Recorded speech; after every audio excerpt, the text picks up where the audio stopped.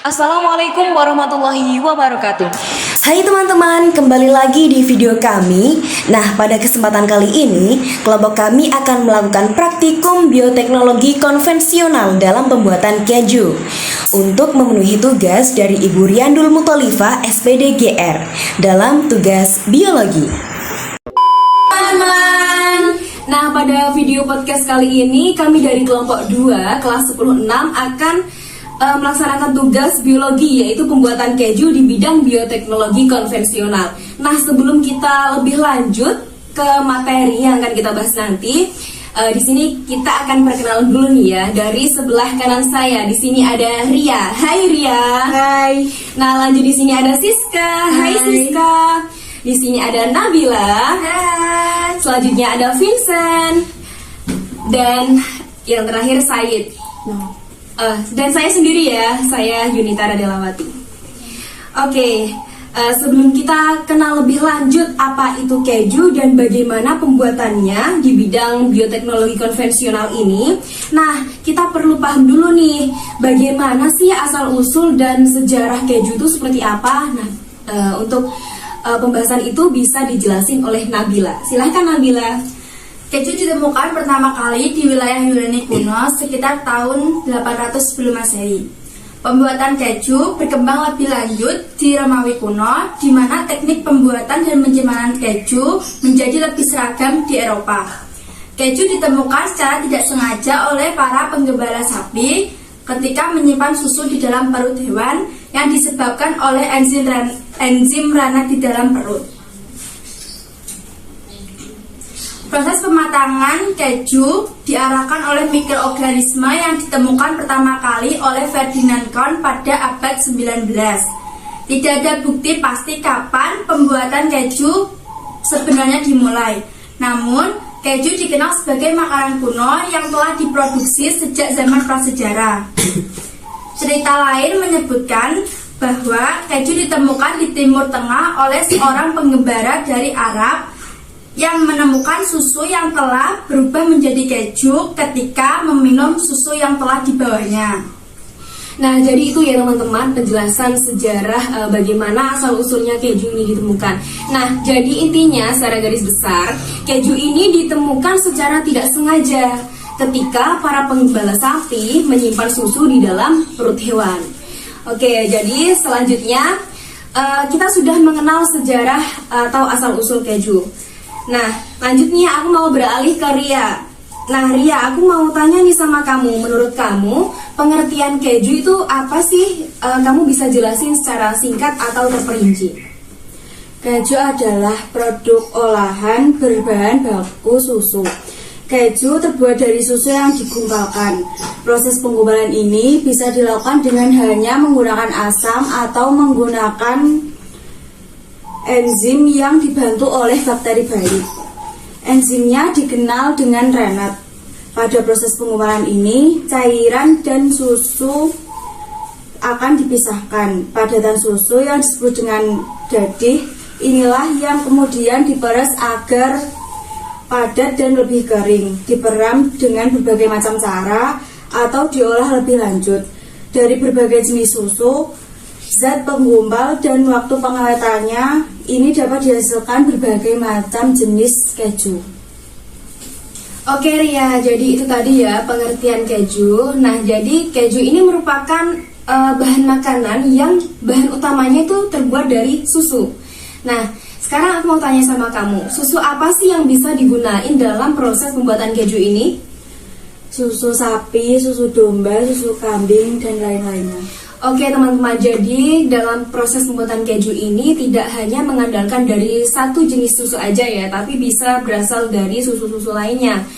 Oke, nah selain itu sekarang aku mau tanya sama Siska. Nah, tadi kan udah dijelasin ya pengertian keju itu seperti apa. Nah, sekarang aku mau tanya nih Sis, keju dalam proses pembuatannya itu kan membutuhkan bakteri atau mikroorganisme dalam proses fermentasinya.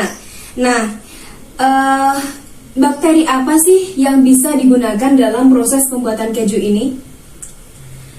Dalam proses fermentasi pembuatan keju, bakteri Lactococcus lactis dan Lactobacillus bulgaricus memiliki peran penting. Lactococcus lactis mempunyai peran untuk menggumpalkan pH susu yang akan membantu proses pertumbuhan dari bakteri Lactobacillus bulgaricus. Lactobacillus bulgaricus menggumpalkan protein-protein dalam susu dan membentuk asam laktat yang akan membantu koagulasi susu. Asam laktat yang dihasilkan oleh bakteri ini akan membuat susu menjadi lebih asam dan mempengaruhi tekstur dan rasa keju. Selain itu, Lactobacillus lactis juga dikenal karena kemampuannya untuk melakukan fermentasi laktosa dan menghasilkan asam laktat yang penting untuk menyiapkan makanan fermentasi dari susu seperti keju. Oke teman-teman, jadi itu tadi ya, ada dua jenis bakteri atau mikroorganisme yang bisa digunakan dalam proses pembuatan keju ini. Seperti yang sudah disebutkan Siska tadi, ada Lactococcus lactis dan Lactobacillus bulgaricus. Nah selanjutnya saya beralih ke Vincent. Nah Vincent, bagaimana sih cara penyimpanan keju agar terhindar dari jamur dan bisa tahan lama? Cara menyimpannya adalah simpan keju di kemasan plastik yang tertutup dan kedap udara agar aroma dan rasa keju tidak berubah.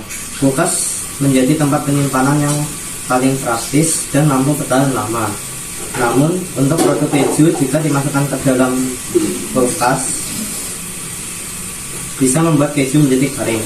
Agar keju tidak menjadi kering, keju dapat disimpan dalam wadah yang kedap udara untuk mencegah agar keju tidak menjadi kering ketika dimasukkan ke dalam kulkas.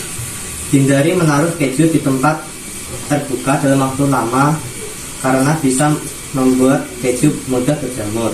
Untuk menghindari hal ini, bisa memasukkan keju ke dalam wadah yang kedap udara sebelum dimasukkan ke dalam kulkas. Oke teman-teman, jadi alternatif dua cara yang disebutkan Vincent tadi dalam bagaimana sih cara penyimpanan agar terhindar dari jamur dan bisa tahan lama. Yang pertama tadi ya, simpan keju di ruang yang kedap udara, misalnya saja kalian menaruhnya di dalam plastik. Nah hal itu bisa membuat rasa keju tidak berubah. Nah selanjutnya juga hindari menaruh keju di tempat terbuka karena itu bisa mempercepat proses penjamuran. Nah itu tadi ya teman-teman. Selanjutnya nih saya akan tanya sama Said, ini yang terakhir. Tadi kan kita sudah bahas nih banyak pengertiannya, sejarah, manfaat, bahkan yang lain-lain. Saya ingin tanya nih sama kamu, manfaat keju itu apa aja sih, bisa kamu sebutin? Manfaat keju diantaranya menguatkan tulang, menjaga kesehatan gigi, menjaga kesehatan jantung, meningkatkan pencernaan, mencegah peradangan, sumber protein yang tinggi, meningkatkan imun tubuh, meningkatkan massa tubuh tanpa lemak. Iya, lanjut apa saja nih Said? Oke ya, tadi itu ya teman-teman sudah disebutkan manfaat keju itu apa saja. Nah dari semua yang disebutkan Said itu tadi, saya ingin tanya nih sama kamu, jelasin ya, manfaat keju itu dapat menyehatkan pencernaan. Coba kamu jelasin, menyehatkan pencernaan itu seperti apa? Keju ini dapat membantu meningkatkan bakteri usus yang sehat. Peningkatan bakteri yang baik di dalam usus tentunya dapat melancarkan pencernaan dan mencegah sembelit. Oke, jadi itu tadi ya. Nah, biasanya nih kalau kalian mengonsumsi makanan itu pasti ada manfaat dan juga efek sampingnya juga. Nah, kalau misalnya efek samping dari keju itu apa aja sih kalau misalnya kita kebanyakan mengonsumsi keju? Nah, itu efek sampingnya bagi kesehatan itu gimana? Mengkonsumsi keju yang berlebihan dapat menyebabkan sembelit karena keju tinggi lemak dan sedikit serat yang dapat memperlambat pencernaan. Oke, itu tadi ya teman-teman sudah disebutin sama Said bahwa kalian boleh mengonsumsi keju asalkan jangan berlebihan ya. Jika kalian berlebihan itu dapat menyebabkan sembelit. Oke, selesai sudah materi yang kita sampaikan tadi. Nah, sekarang ini nih produk yang sudah kami buat mengenai proses pembuatan keju ya Siska. Ini kita berhasil ya guys, dan rasanya tuh enak banget. Nah, kalian bisa coba nih. Ayo coba dong. Nah, ini berhasil guys. Enak banget. Oke. Jadi keju ini juga bagus sih buat kesehatan tubuh. Nah, oke, kita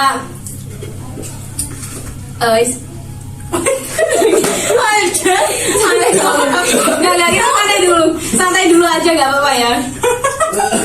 Kita juga sambil makan keju ini yang telah kita buat tadi. Gue saya. Kita santai aja karena tadi kan kita sudah nyampein materi banyak ya, jadi kita ice breaking ya, santai aja.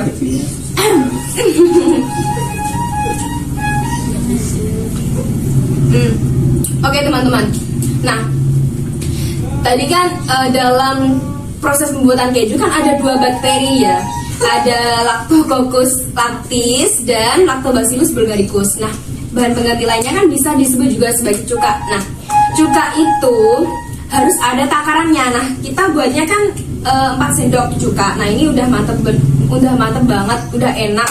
Nah, sekarang aku mau tanya nih sama kalian-kalian. Jika kalian menambahkan cuka terlalu berlebihan dalam proses pembuatan keju, itu apa sih efeknya? Jika kalian terlalu banyak menambahkan cuka dalam pembuatan keju, hal ini dapat mempengaruhi proses pengentalan susu dan akhirnya kualitas keju yang dihasilkan.